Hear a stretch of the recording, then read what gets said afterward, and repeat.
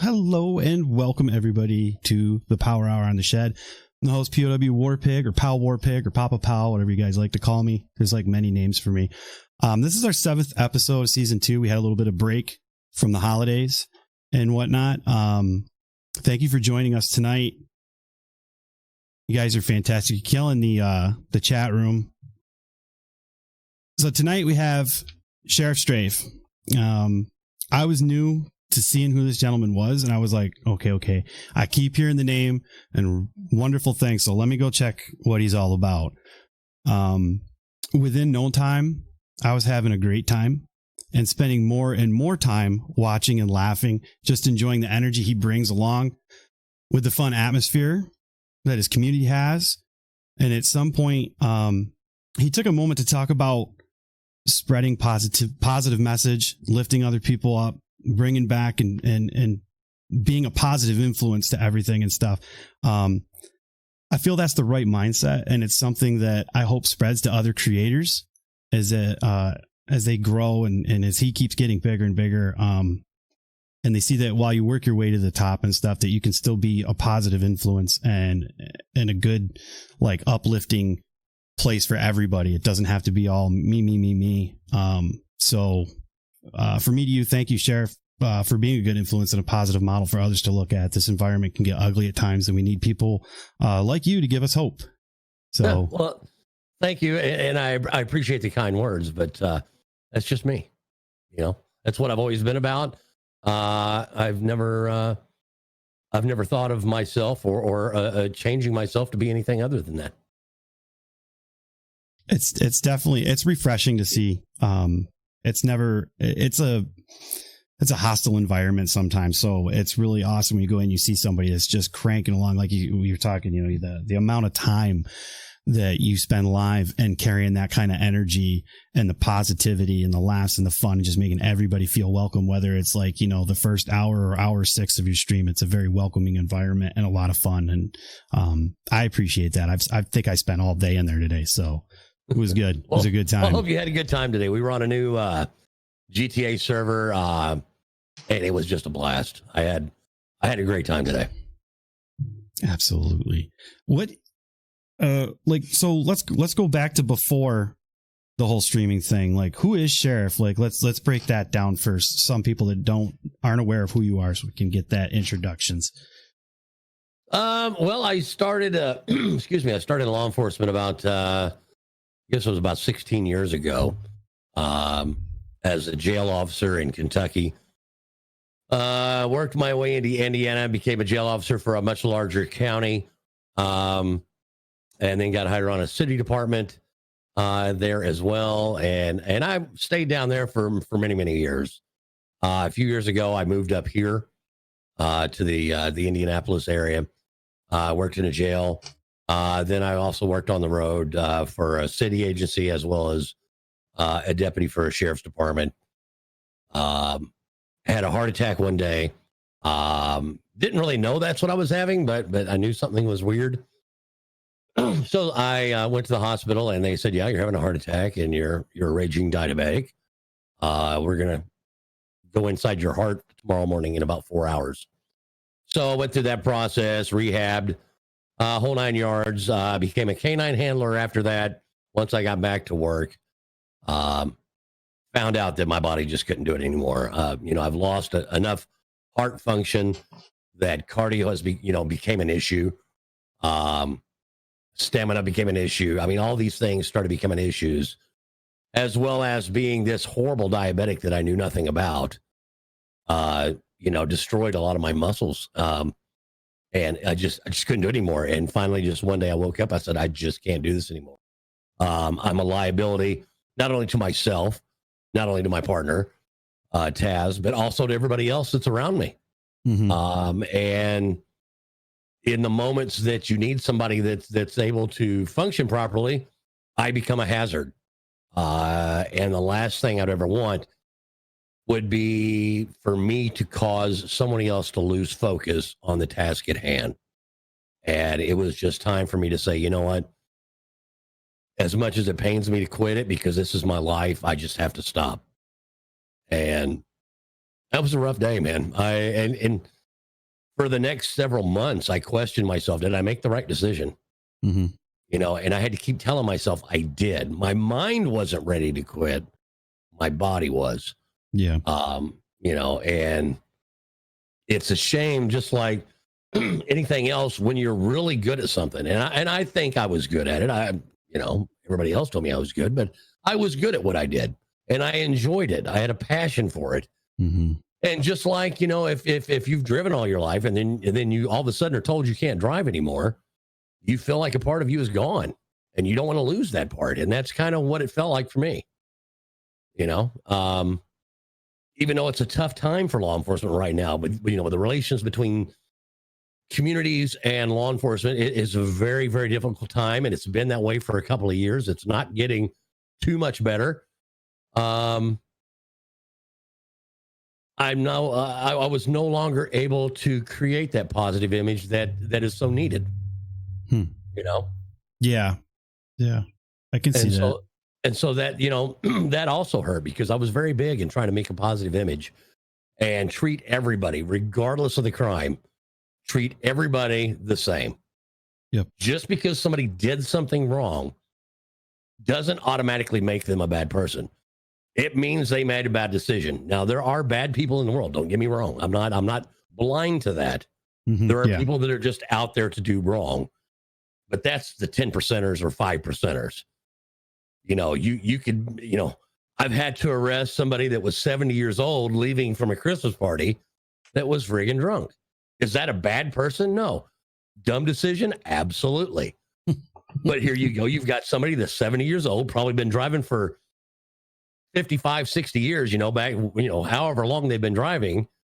And, you know, it's again, you're taking somebody's, you know, what they've done all their life and making them stop. No, I can drive. Well, you know what? You couldn't. You sucked. And I caught you. I mean, that's the bottom line. But I mean, but that doesn't mean that person who's somebody's grandmother, somebody's wife, somebody's great grandma, somebody's aunt, whatever, is a bad person. It just means a bad decision was made. You know, and that's why I treated everybody firm, fair, and consistent every single time. And not only did that keep me out of trouble, you know, with the bosses, but I was able to sleep at night knowing that I treated everybody the same, with the same respect. Even if I'm getting disrespected, it's yes sir, no sir. Oh, I'm a fat piece of shit. I'm this. That's fine, sir. That's your opinion, sir.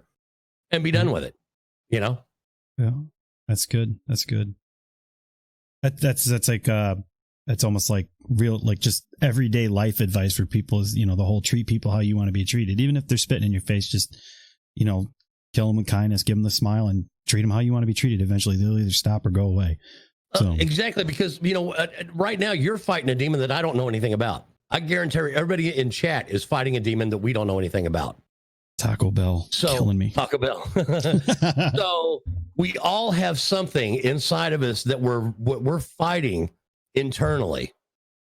And, you know, just someone saying the wrong thing could set us off into a rage. And there's no reason for that.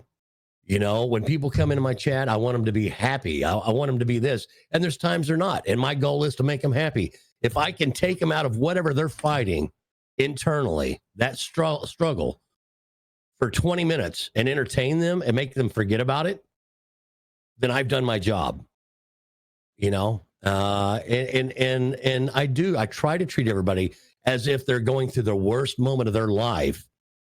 And I treat them accordingly. Kindly, but, you know, I treat them kind. Yeah. Because we don't know, you know, I don't know if today was the worst day you've ever had in your life. You could be faking it right now, you know, so you've got to treat everybody the same, regardless.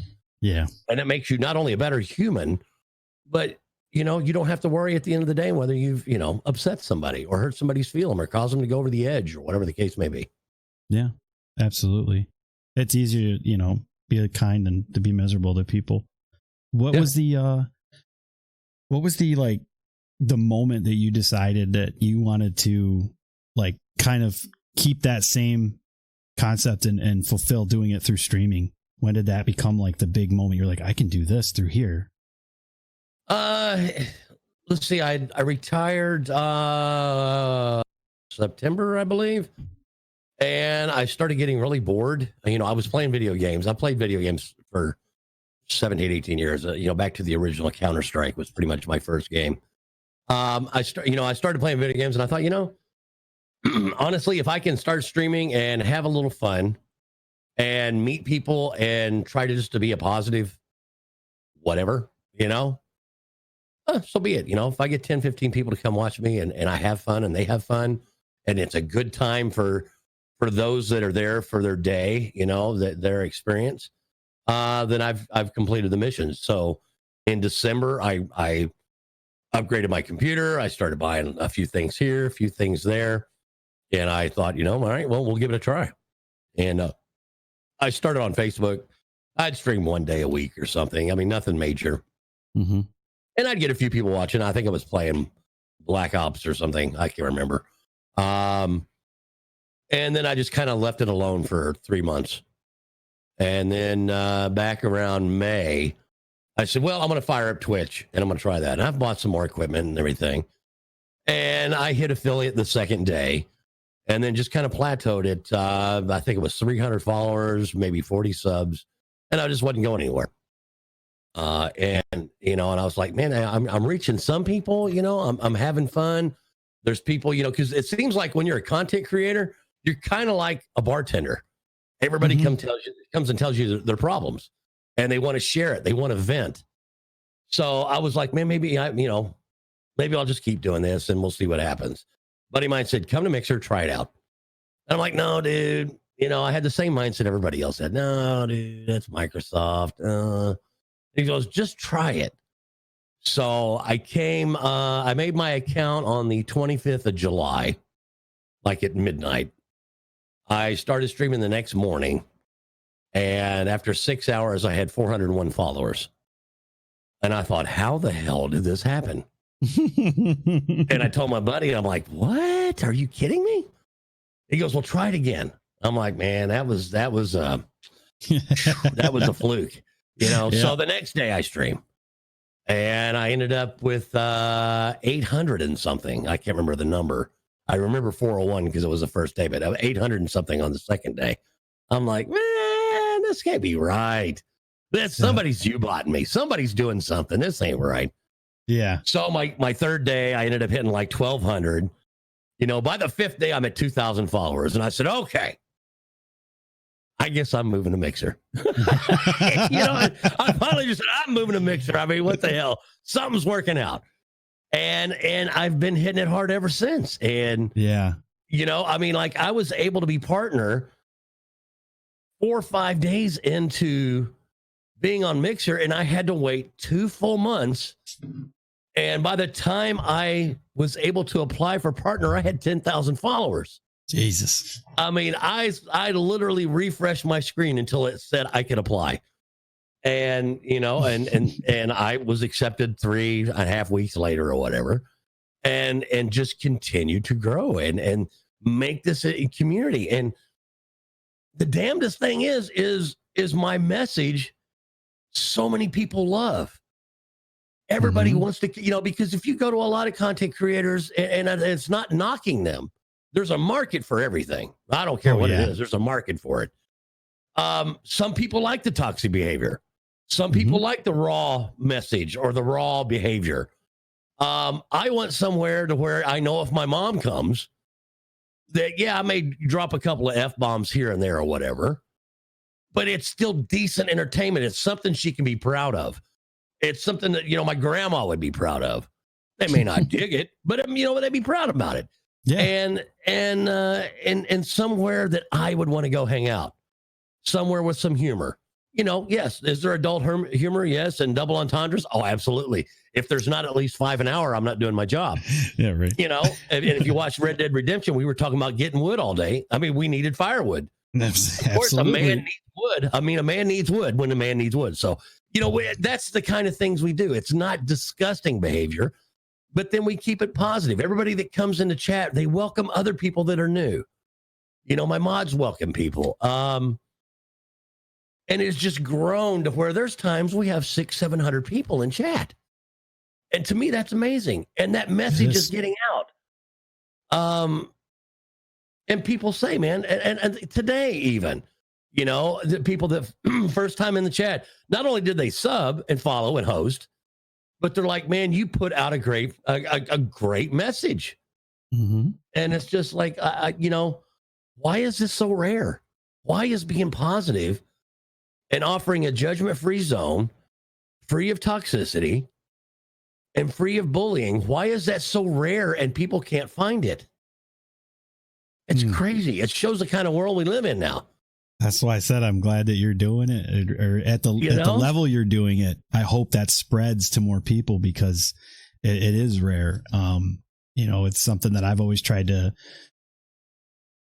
basically harness and keep in putting that out there of a positive mindset. I've learned from a lot of people here on the platform with Mixer, because I've come from Twitch realm as well, and I found that over here. I found that positive environment, the good influence, and good people that weren't about that kind of the drama, negativity, and stuff being out there. There's drama everywhere. Can't hide that. Everybody knows that bullshit. But at the end of the day, it's about what you're presenting when you put yourself out there. So it's a good thing.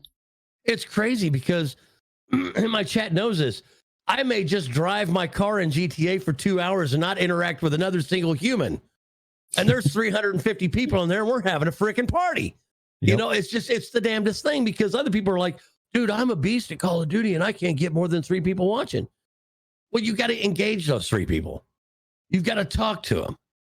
And you've got to have a genuine compassion and want to care about each and every one of them. Yeah. I'm right there, just about to hit 30,000 probably in the next couple of days. And can I name all 30,000? No, because a good chunk of that are lurkers, people that are just supporters. They're people that just like the content. But I can count at least 300 to 400 that come there regularly. I know their names. I can almost remember the last thing we talked about. And it's just phenomenal, this family we have. I tweeted out one day, man, I hurt my knee. I'm just not going to be able to make it. My Twitter blew up. You would have thought that somebody paid everybody to say, man, hope you get better. And it was just the most heartwarming thing. Yeah. I'm an old ass dude. Who gives a shit about some old dude, fat dude? You know what I mean? That's the way I've thought about it. And it's crazy because my partner manager for Mixer, I tell her, I'm like, I'm not anybody. I'm nobody. I'm just an old dude. I'm clickbait is what I am. They see retired cop playing GTA and they're like, it's just clickbait. I'm going to go check it out. But she's like, no, your numbers say different. The chat engagement says different. Mm-hmm. And I'm having a hard time wrapping my head around that. When somebody like at PAX, when I was at PAX South, people coming up, oh my God, I can't believe I get to meet you. Are you talking to me? What? I had a couple and they were the nicest couple ever. I watched them. They were about 30 feet from me and they just stared at me for a half an hour. And I was kind of creeped out for a minute, but I'm like, no, I understand what's going on here. So I just kind of waited. And then I finally motioned. I said, come over here. And, the husband and wife, they're like, oh my God, we love you, Sheriff. You are so amazing. Your message is amazing. We watch you every day and you're so funny. And I'm like, why wouldn't you come over? Well, you're kind of a big deal. I'm like, no, I'm not. On the grand scheme of things, I wake up with bad breath just like you do. I put my pants on. I'm nobody different. I'm just an old ass dude. And so it still doesn't hit me. I still don't get that. And even from other content creators, that have a larger following me, been doing this years. They're like, dude, you're the GOAT. I'm like, no, I'm not. You are. You're who I watched when I was coming up, and I still watch. And, it's just crazy. I've never been the one to be in the spotlight. Being a cop, you're not in the spotlight. You're hated, first off. But, it's not a spotlight job. You don't do it for the accolades. You don't do it for recognition. You do it because you have a genuine desire to help people. At least that's what I hope you're doing it for. Yeah. So all this is new to me. People, hey, we want to interview on a podcast. Hey, we want to interview, then the local news station came over here and they want to interview me. Cheddar TV, they want to interview me. When I'm at PAX, people want to come up and interview me. Whoa, I mean, it's just crazy. Cheddar TV. Yeah. Wait, is this a food thing? Is this like food porn? No, Cheddar Esports. But it was crazy. Yeah, that's awesome. But see, maybe I'm just dumb. I don't know. I don't get it. I literally don't get it. I even say several times during my stream, I have no idea why you're watching me. I am miserable. It's not me being funny. It's me being damn serious. Like, why the hell are you watching me? Yep. And they're like, well, we love you. I'm like, well, that's fine. I love my dog too, but I'm not going to watch him for 8 hours. I mean, I just don't get it. But it's been a hell of a ride. And I'm so thankful that I'm able to change some lives. And on both sides of the fence, people that are anti-law enforcement, I've been able to talk to. Even when they come in and say, how many of this people did you shoot? Or, I wish your heart attack would have killed you and all this other stuff. I'll talk to them because me stooping to their level 99% of the time just makes me look like an asshole. Now, don't get me wrong. There are times I'll say, you know what? Just get the F out of my chat. I don't care. But there are times that when I think I have an opportunity to actually engage into an adult conversation, I will. And we had an instance where somebody came in, made a, racist comment or assumed that I was racist and he was banned and I unbanned him. And I'm like, no, I'm going to talk to him. And by the end of the conversation, which was 25 minutes long, the guy subbed to me, followed me and hosted me, and sometimes you can reach out. He had a very poor thought about law enforcement. He assumed, or in his mind, from either the media or past experience, that cops were racist. And when I told him, I said, hey dude, there's bad people everywhere you go. There are shitty doctors that kill people. Nobody talks about that. There's shitty people working at McDonald's that put too much salt on French fries. There's shitty people that clean carpets. There's shitty firefighters that put fires out. There's shitty medics. There's shitty politicians. But who do we choose to pick on? The one effing person that's supposed to protect us, and that's cops, because they're an easy target. And that's what really burns my ass, because there are more doctors killing people by misdiagnosis and not treating people than there are cops shooting people for bad reasons, or, shooting somebody that doesn't deserve to be shot. We'll put it that way. An unjustified shooting. Nobody's bitching about that. Why is that not in the news? I don't get that. Yeah. But cops are easy targets. It's a false narrative. Yeah. Yeah, it really is. And there are shitty cops. And if you find one, I'll stand side by side with you and say, that cop's a shitty cop. I have no problem with that. I know some shitty cops. I've told them they're shitty cops. I mean, it is what it is. Yeah. Yeah. You're a shitty cop. And I choose not to be. I choose to be different. Damn. I almost feel like he's yelling at me about it. I was getting, man, woo. Sit up straight in my chair. Damn. It's just like on Amazon or anywhere else. You're going to see 7,000 negative reviews because you're pissed off. Yep. At whatever it is. But how many millions of people are happy with that product? And the reason they don't leave reviews is because it doesn't cross their mind. They're not having a problem. It's working as expected. So it's the same thing with law enforcement. People are going to bitch about all these cops that are bad, supposedly, which is less than like 0.2%. What about all the 130,000 that go to work every day and save a life? Nobody wants to talk about that. I do. I'm going to talk about it every day. You come into my chat and challenge me. I got stats and statistics that I'll back up. You know what I mean? And if they listen, they listen. If they don't, well, go watch Fortnite. Oh, snap. And there's your positive message brought to you by SheriffStrafe.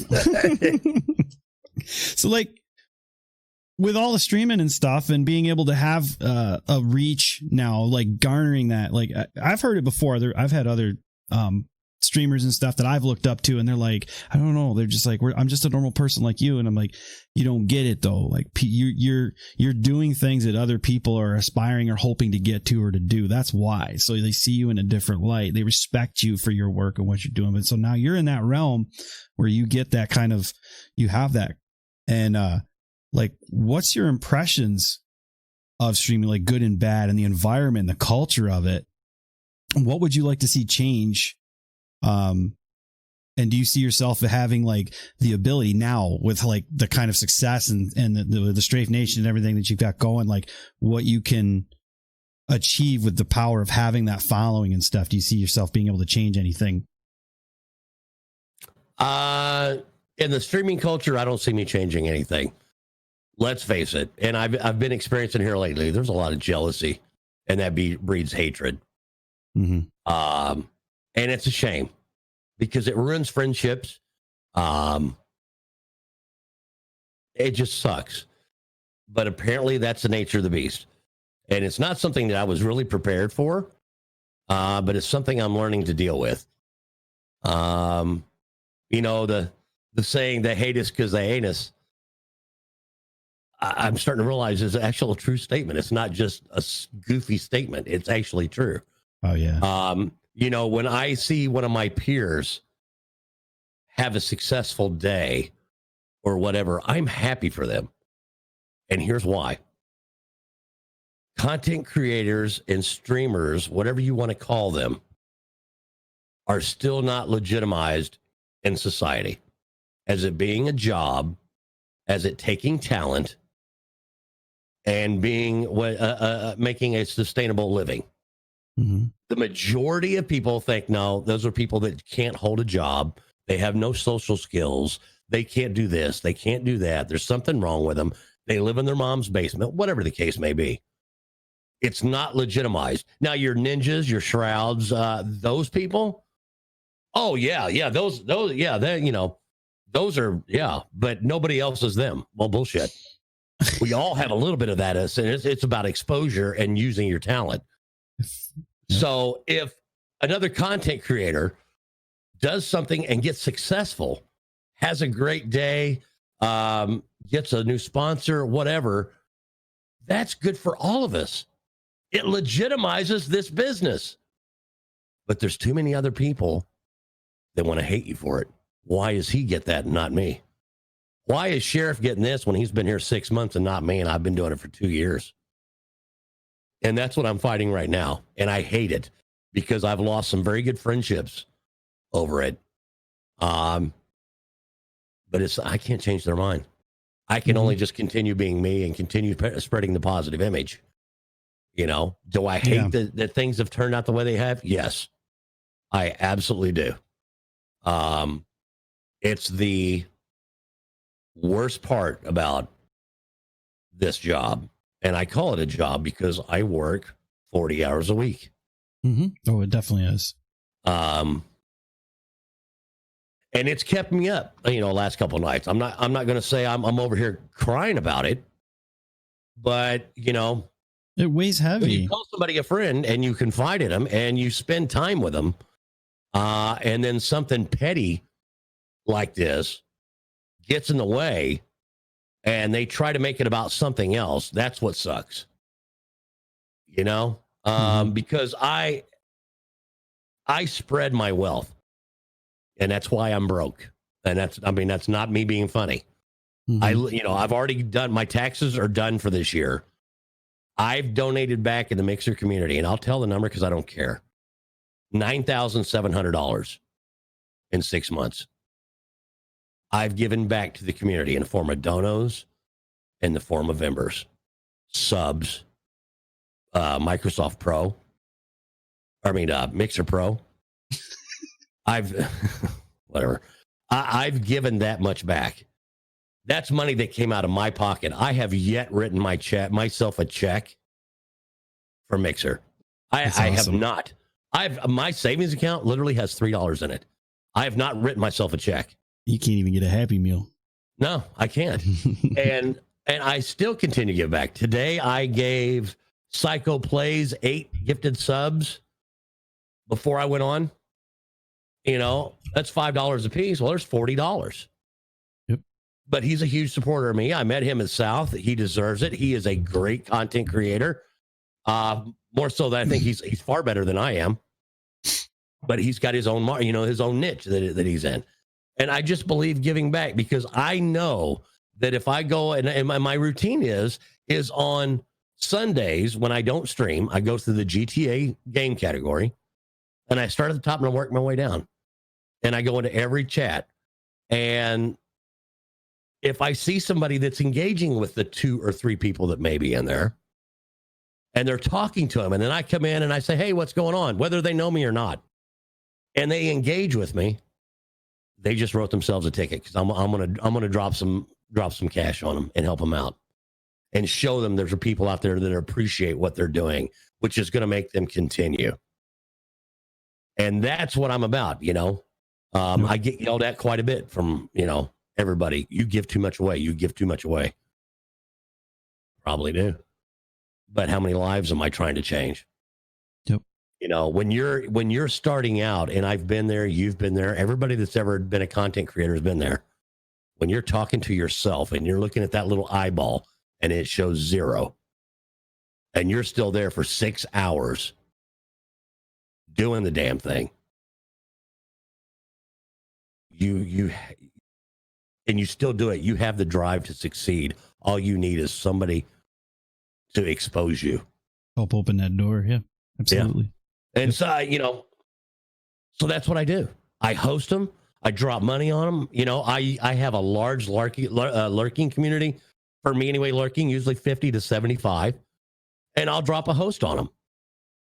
And usually there's 5 or 6 people that they hear something's going on, and they jump in there and they start dropping embers. And it just becomes amazing. And if they do know who I am, which, a few people do, then they flip their wig and they start screaming and crying, and that's fun to watch. I'm not going to lie. I'll start dropping embers just left and right to make them, just because it's fun. But they're having a good time. And that's what it's all about. The community gives to me. I take what Soapy's one of them. I take what I need to pay my bills. And it's like, I don't want to say stupidly give it away, but I give it away with purpose, even though I should keep it for myself and reward myself, but I don't. Yeah, no, I get literally it. don't. Yeah.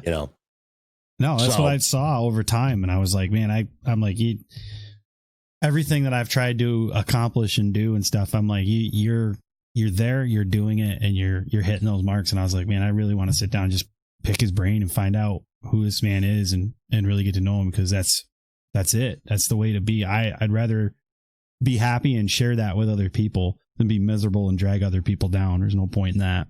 Yeah. Like, some people that I hung out with, just an example, people I hung out with the PAX that showed sincerity towards me. I said, let's go to dinner, and if you know anything about Ruth's Chris Steakhouse, it's not a cheap place to eat.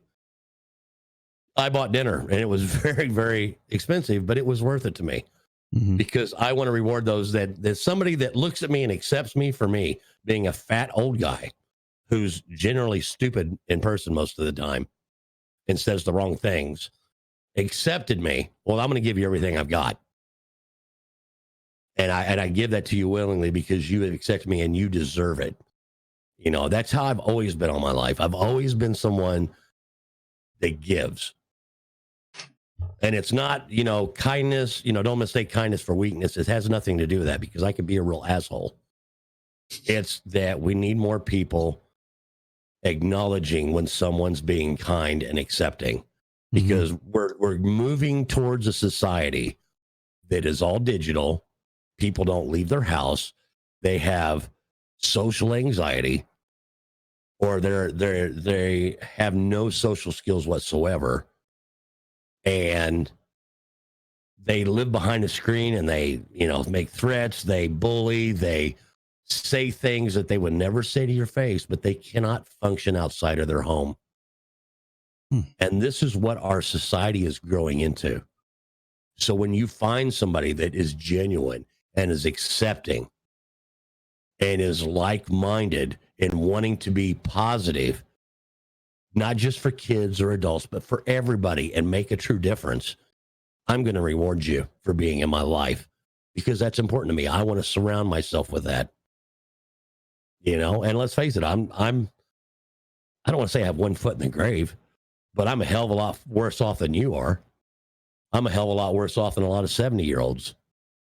So I'm going to do what I got to do while I can do it. And that sounds funny, but I can't take his shit with me. Yep. So I agree. So I'm going to do what I can do. I want to make sure my wife's taken care of, and and the rest, I don't care. I want to change lives. I want to make people happy. I want to make a difference. I want to, when I die, say, well, that fat bastard's dead, but boy, he sure was a nice guy. I mean, that's it. That's all I care about. Yeah, absolutely. Was this PAX South your first event? Yes. Yeah, it was. What was that like being your first event? What was your first initial impressions? Like, oh my God, or South wasn't too big. I said, shit, what am I going to do? Luckily, I had my manager there with me, and she's been doing this for a while.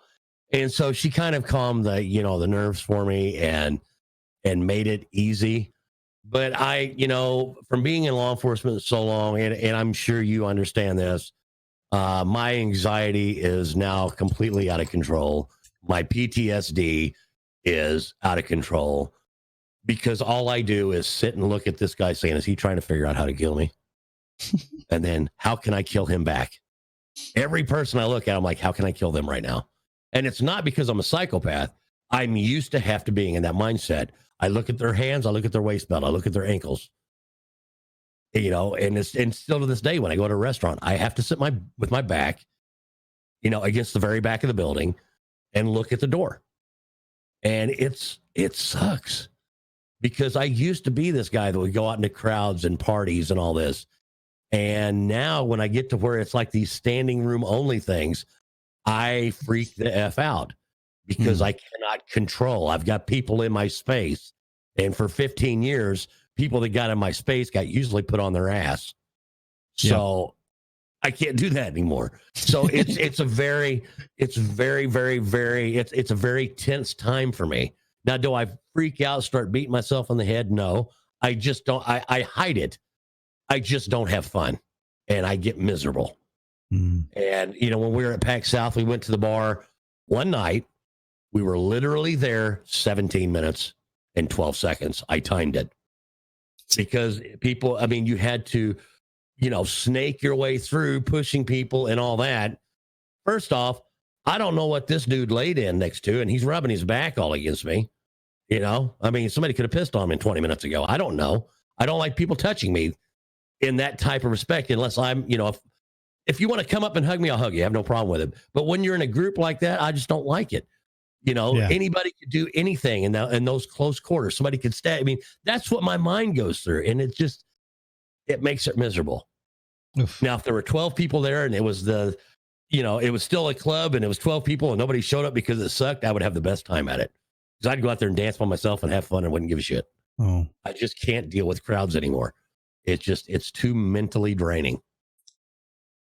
I think you're going to be in for a very big surprise with East.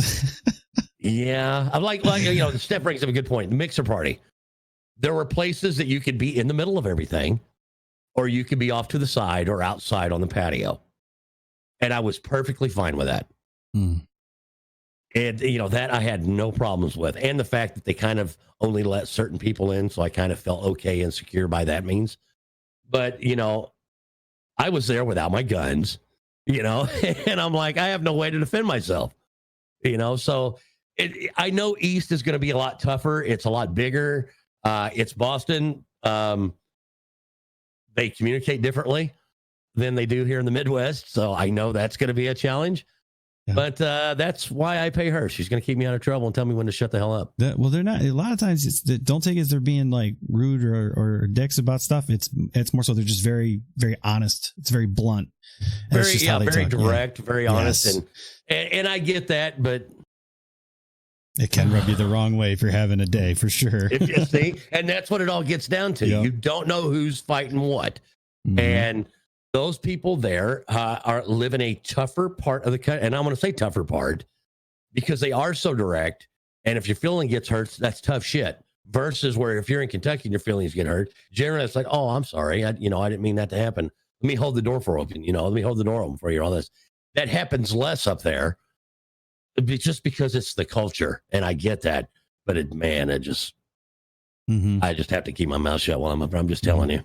Well, for you and anybody else, I'm pretty sure some people can confirm in chat too that have been to these quite often. I'm pretty sure there is, if you talk to like one of the enforcers that works the event, there is a safe space that if you need to get some air and breathe and get away from people, and you talk to an enforcer, they can escort you to a timeout room that you can go and collect yourself and relax. They will make sure. I'm not that bad.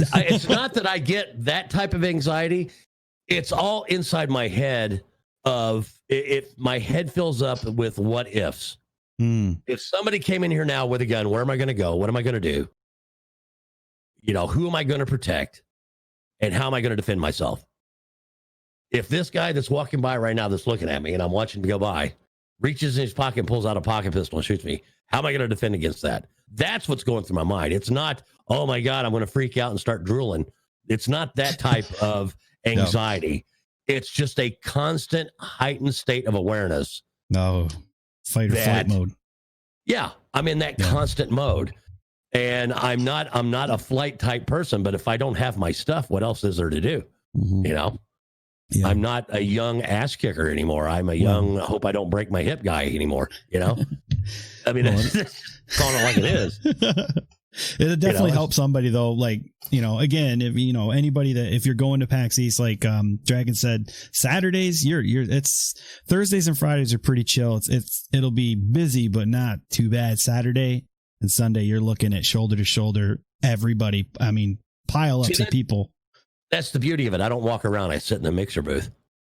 I literally get a table first thing in the morning, and I don't leave except to go to the bathroom. There you go. I may even secretly vape from my table, and you don't see it. But I'm telling you, I have no desire to walk around. I don't care what about all the exhibits that are there. I am there to represent Mixer in a positive light and meet other creators. And if I'm important enough, you'll come find me. You know where I'm at.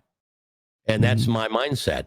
I'm not there to show off. I'm there to do business. And the business is be a positive image of Mixer with Mixer and enjoy myself and talk to people that come up and may be interested in Mixer. Maybe coming over from Twitch, or maybe they've never streamed before and they want to learn how to stream. You're gonna bring an extra coat for Steph because she can bring her own damn coat. My suitcase barely closes as it is. That's the truth. She had to sit on it when we left. What now? You do a lot of the RP stuff with Grand Theft Auto and now Red Dead. Like, what? That just feel like natural to just get into, to just go with that. Yeah, it does. Because, role play is acting and it's improv. If you're good at it, that's what it is. I mean, anybody could do it.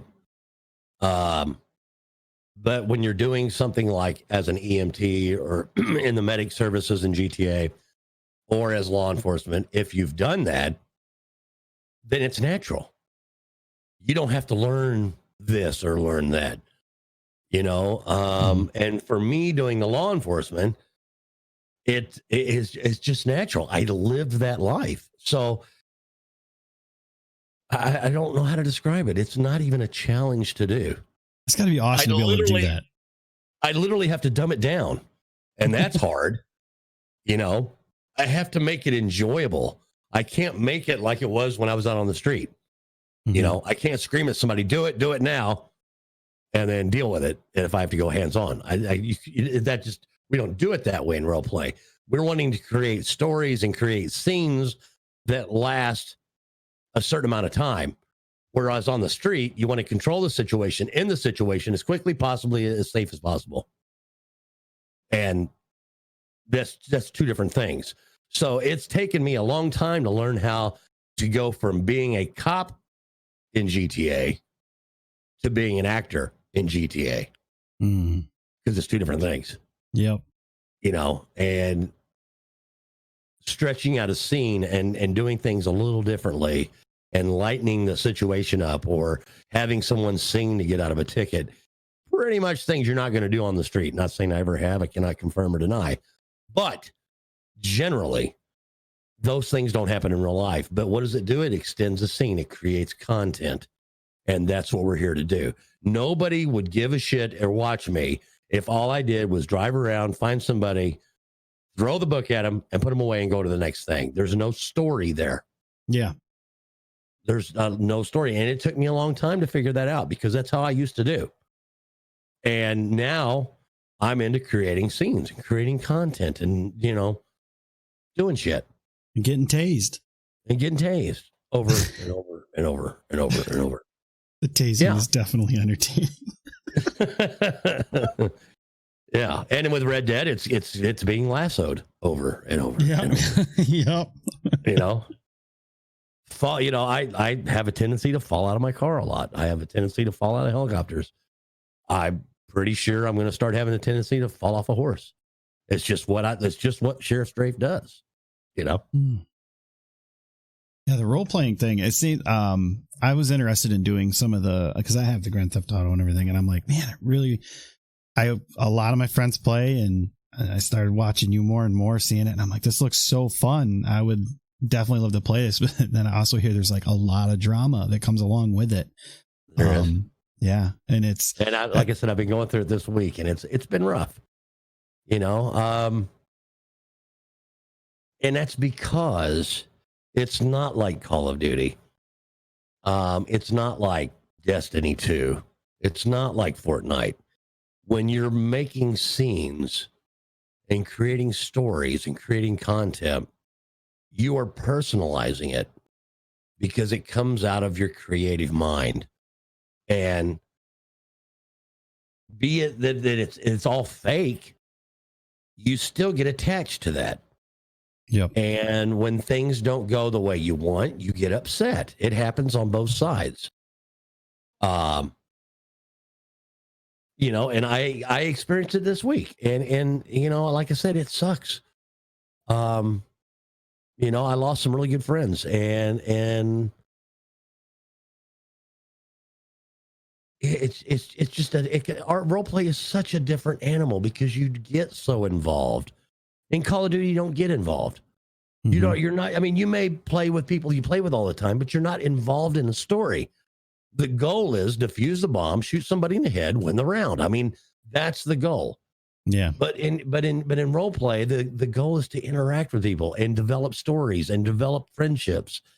And when that goes south, people can't step back and say, okay, that was just a character that you had the problem with. You don't have the problem with the human being. Yep. And people can't separate that. And that's what we're going through now. You know, we had to change role play servers. Things were going in a direction we didn't like. A group of us felt that way.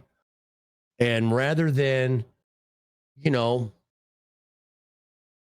argue about it and, you know, cause issues, we just said, you know what, we're done. We're just going to go somewhere else. This isn't what we're wanting to do. Yeah. And unfortunately, it was taken personally. You know, a lot of mudslinging has been happening. Not for me, because I'm not going to do it. I'm not going to go that level. I'm a positive person. I'm going to stay positive. I wish every one of them the best of luck. Do what you got to do that makes you feel good.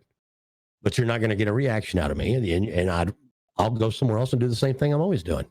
Yep.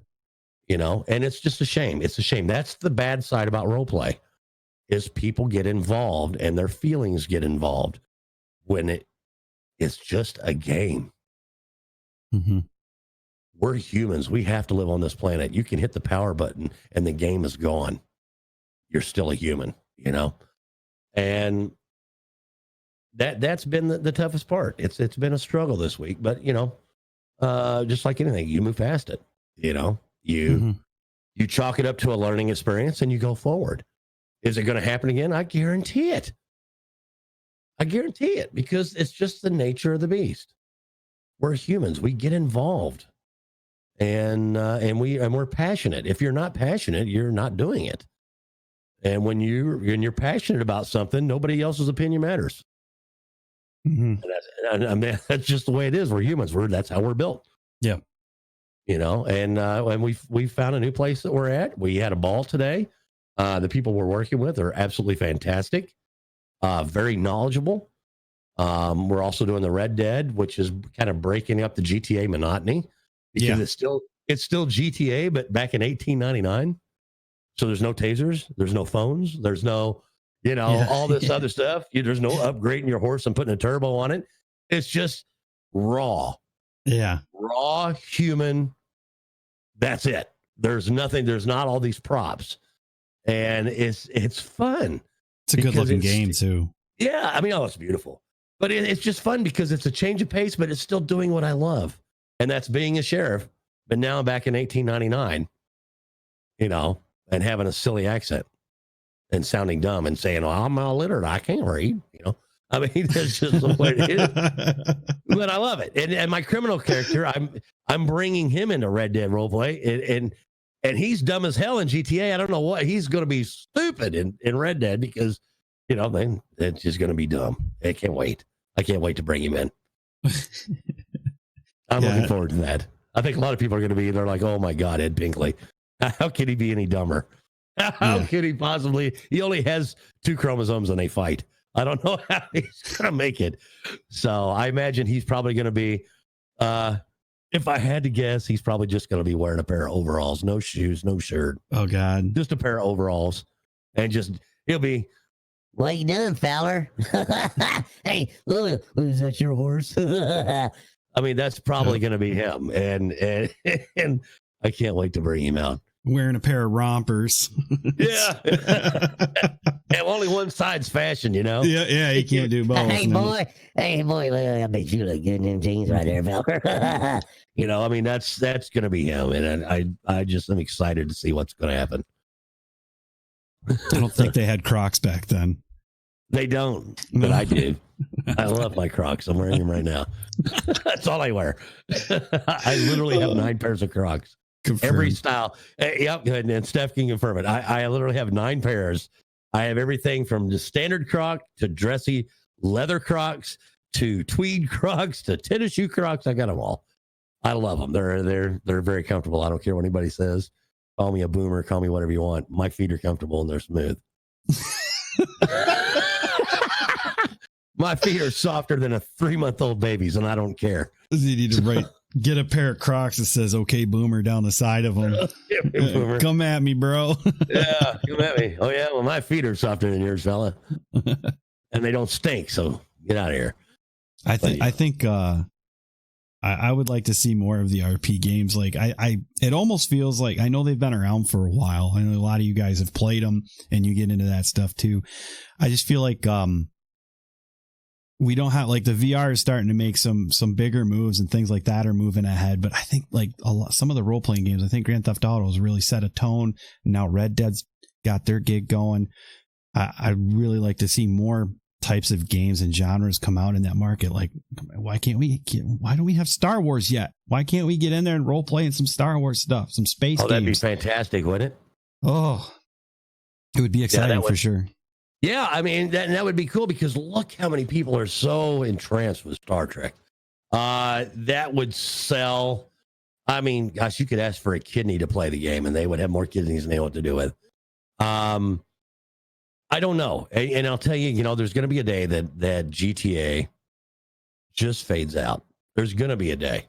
I mean, it's been out forever. There's rumors. Nobody's really confirmed GTA 6. But when it comes out, is there going to be role play for that? It just depends on how Rockstar codes it. If they continue down this path like they have with Red Dead and GTA 5, then yeah, they'll be able to code that and make something for it. Mm-hmm.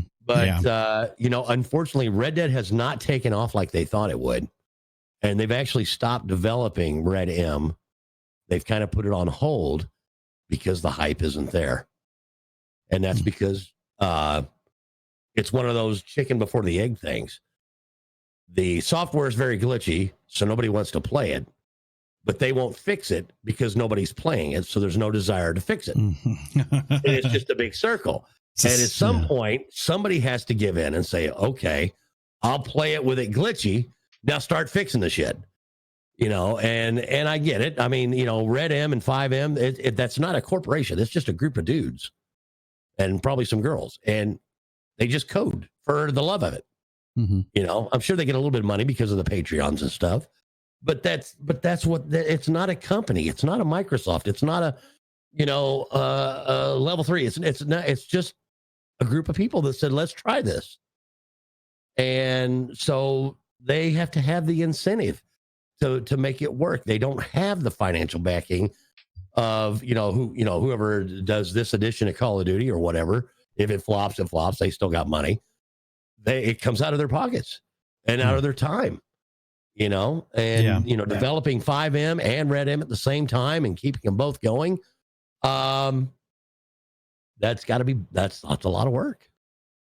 So sure. we're hoping, I mean, as far as we know, and as far as I've seen, there's only 3 or 4 of us that are doing the Red Dead Redemption role play. We're all on the same server. Apparently there's somebody on Twitch that's doing very well with it, but it's in Spanish. And has a large community. So, am I going to be able to be the one that sends the Red M guys over the edge to say, okay, we're going to continue? No. But if I can, be the spawn of 40 other content creators that do it, then maybe, Yeah, there you go. So we're giving it a shot. We're going to alternate back and forth. And at the end of the day, until such time that it's just not worth it. But I think it'll be worth it. Yeah. I mean, at the end of the day, it's all about whether, you're having fun with it and the community around you is having fun watching and having a good day because of it, then it's a win either way. So, yeah, I mean, if it doesn't go any further than what it is, it's still fun. We're limited to so much stuff, but it's still fun regardless. But yeah, I mean, we enjoy the hell out of it. I think I think GTA would definitely be wise. I think the RP, it was last year. It got like a big boost in its popularity, and it's ever since it's really held on to that. And I think that's like their almost like the backbone to that game now is that RP element that they have with it. So I don't see that not being a thing for them moving forward at this point. Now it's become a staple. Like that's what people know the game for. If they didn't know about it previously. But Rockstar doesn't like people dipping in their pockets. And they're really not a fan that 5M does what they do. And I think they're missing the boat. Because look how many people buy GTA just to role play. Well, why wouldn't they do it themselves? That's a very significant number. So why, either A, why don't they do it themselves, or make the coding simpler so it can be done through a third party and split the profit, or charge for it? I don't care. That I think they're really, really missing the boat, and I'm sure they have legal reasons. I'm sure there's, proprietary reasons. But to me, it seems like, okay, well, you already make one of the most top selling games that comes out every single time that it comes out every 5 years or whatever. Why not double it? You could double it so easily. Why not charge a fee to be able to, charge a couple of thousand for, you charge whatever you want. And if a company wants to buy that to own the rights to be able to mod the game with your blessing and your assistance, then make money off of it. If they charge $5,000 a license, and made it to where, it was generally not easy to hack through that, but a license to be able to do that, how many developers would do that? A ton. Because they know they can get it back. Mm-hmm. You know? There's already people that put, ads inside role play. You've seen billboards with certain ads in some servers. They're paying for that. Even though it's against the TOS, there's money being exchanged, somewhere.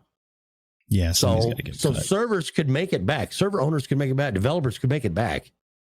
It's just Rockstar says no. And I get it. Because somebody else says yes, and we're still going to do it anyway, Rockstar. We're still going to do it. It's awesome. I mean, look at the guys on Xbox. They can't do what we do, through 5M, and they role play the shit out of it. It's all in your mind. It's all in your mind. You believe it, it happens. Hmm. There you go. That was way too deep for me this late at night. Wow. Laying it down, man. All right.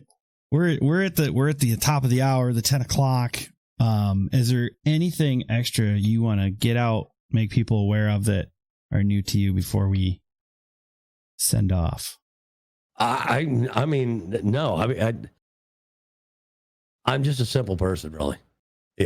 I like to play video games. I like to meet people. I like to talk to people. Come in and say hi. I'll talk to you. I'm not like the other creators that, won't talk to you unless you drop embers or whatever. I feel goofy when people donate to me or when they buy embers. I literally am uncomfortable. That's still new to me. I'll take a sub all day long. That's different. But when somebody actually starts dropping embers, it's a very awkward feeling for me. I almost feel guilty. Mm-hmm. I mean, I'll take your money, don't worry. But no, I feel guilty. But, I have really, really good friends. And some of them are huge financial supporters of Strafe Nation. And they say, no, that you're okay. This is what happens. We're here to support you because we want you to continue, because you're providing a service, whether you believe it or not. And okay, I mean, I'll be here tomorrow, Yeah. But no, I don't have anything else. If Chad has any questions, if you have any questions, I mean, I'm good. I'm not ready to pass out yet. If I start snoring, somebody go grab my CPAP, slap it on me, turn the lights out. I'm good. Yeah. The Strafe Nation's going to get mad at me, like keeping you up real late. No, I don't even get on till 11 tomorrow. Well, no, actually tomorrow at 10. I'll be on at 9:30. Yeah. But no, I mean, if anybody has any questions, I'll answer anything. I really don't. I don't glasses care. Tomorrow going up. That's what's. Oh, baby. I'll drop that. You'll drop that? That's right. Tomorrow, my signature glasses drop at noon. And as far as we can tell from the research that we've done, I am the first content creator to have a signature pair of glasses in my name that the consumer can buy that are clinically proven in the world. And for somebody that has 29,000 followers, that's a BFD to me. That's huge. Goals. Yes, they are prescription. You can have them prescription, you can have them as readers, and you can have them non. Yeah. But that to me, that is my. And I have a lot of highlights. I have, advanced GG with a tumbler and a custom hoodie coming out and all that. But these glasses, that has been the biggest deal to me because it is a tangible product that you just don't drink or whatever. It's something that's helping you. It's healthy for you. It's blocking the blue light. I sleep better. That's right, Kasumi G fam. But they're amazing. I love them. And I think, having my name on 10 pairs and it's the only 10 that'll ever be made in this design is special. That's cool. And I have one of the pairs, so there's 9 left to buy. And us 9 people, whoever they are going to all have that special bond. It's not like there's 100. It's not like there's 1,000 or even 50. 10 people are all going to have the same glass as this world, and it'll never be made again. And then my new frames are going to be coming out in a couple of months, and they'll be completely different. But of this design, that's it. And I just think that's an awesome bond that 10 people could have, because it's going to be people from my community. It's not going to be people outside that I'll never talk to. Mm-hmm. It'll be people in my community. And that to me is just the most awesomest thing that has happened to me. I think that even beats Mr. Beast coming to me. It's like, this is what I can't wait to share this with 9 other people and us be the only 9 in the world. To me, that's just neat. Maybe it's corny, I don't know, but I'm sentimental about crap like that. So to me, it's a very important. I mean, it really is. And if somebody buys all 9 of them, I'm going to be super pissed off, because I want people to be able to get them themselves. You know, I know we're going to sell out in at least no more than 10 minutes. I already know for a fact. Probably. Yeah, the price on them is really good. Even, I mean, for the fact that you can get prescription and everything else, the cost with the sunglass part. Yeah, honestly, even I was going to consider buying them. Bam. Yeah. Sunglasses, you know, I mean. These are legit. I mean, it's just, if you want mirrored, then you can slap the mirror ones on. Bam. You know, I mean, it's just, it doesn't matter. You know, whatever. I wear them everywhere. I wear them when I drive. It doesn't matter. But yeah, that's been the biggest thing. Yeah. I mean, if anybody's got any questions, I'll answer them. I really don't care. I wear a size 9 in shoe, if that helps. Crocs. The only Crocs I don't have right now are the furry inside ones for winter, so my feet suffer a little bit, but I don't care. I'm fat and I'm built for this weather. Husky. I literally still am wearing, like tonight I went out to eat. We went out and had Mexican. I literally wore a t-shirt, shorts, and Crocs.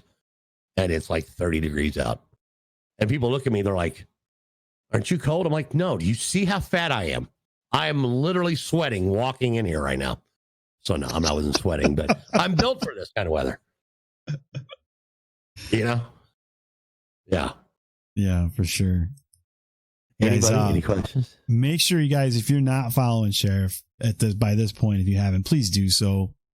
Show him some love. Go visit him. Definitely fantastic. I myself, you can follow me over on mixer.com/PoWWarPig. Yeah, everybody in Strafe Nation right now, give this guy a follow.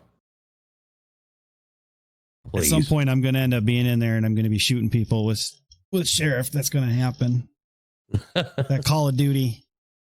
Well, I'll tell you right now, and I'll tell you on your stream and my chat season right here. I'll 1v1 with you for $100, and the winner goes to the charity. Ooh, for charity. But the other person gets to pick the charity. It's a trap. It's a trap. Because I don't have 100 right now, so I hope I win. I've opened up Saturdays for Sub Saturday, to play Call of Duty with people. Call of Duty, a lot of people have that game. I don't know how to play anything else because I'm dumb. So Saturdays are kind of going to be my fun days now. And to be honest with you, we're all concerned about our viewer numbers. We're all concerned about, this and this. Saturdays, I don't care. I just want to have fun with the community. Mm-hmm. That could be, just like you. Today, you could have been doing 1,000 other things that would have bettered your life. You could have been doing dishes. You could have called a family member. You could have hung out with your best friend that you've known since high school. Instead, you sat at your desk and you watched me. That's pretty damn special. And I want to be able to give back to my community. And unfortunately, since I can't just go hang out with them, if I can hang out in Call of Duty, either play against you or play with you, and we do team deathmatch, and we're able to communicate. If that's the least I can do, and that's what I'm going to do. So I've been very selfish by not doing that, and I have made a decision this week that I'm going to dedicate one day to the community, and you can come play. Nice. How did I come up with the name Ed Pinkley?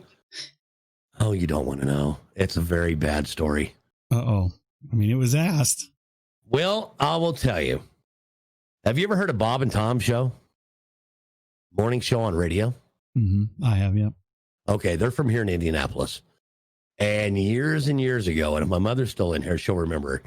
Years ago, we're talking back in the early 2000s, they had a skit.